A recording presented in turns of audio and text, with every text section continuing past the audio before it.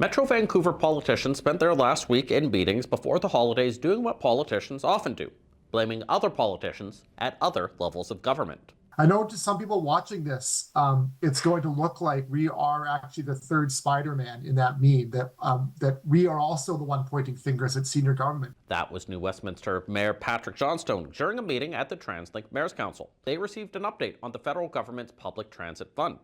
TransLink says it reduces overall money available to them and now requires matching dollars from provinces, requiring new rounds of negotiation.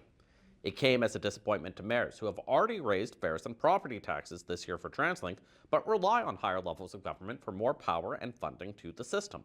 I'm afraid that it'll sound like we're pointing fingers when we're not. We've already done our work, and they have not done their work, and we need to be clear with that. But pointing fingers is sort of what mayors do.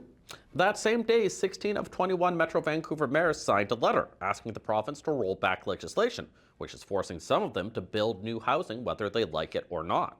The province's housing legislation has been one of the most ill-conceived, poorly thought out policy initiatives that this province has ever suffered under. In response, the province basically told the mayors to get lost, and the next day Metro Vancouver showed that it had its own problems to deal with.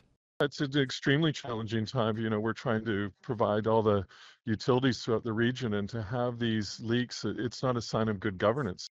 At a confidential meeting, there was debate over the proper procedure to ultimately dismiss their chief financial officer.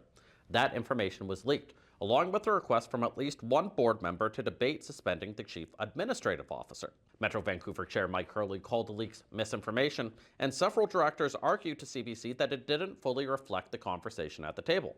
But they also admitted that if they can't show the province they can resolve their own governance issues internally, it doesn't help when they lobby externally.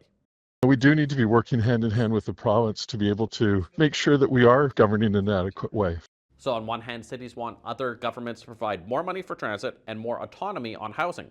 But they also want faith to deal with their governance issues without the hammer coming down. It may or may not work, but with an election on the way in 2026, the Spider-Man memes will likely continue.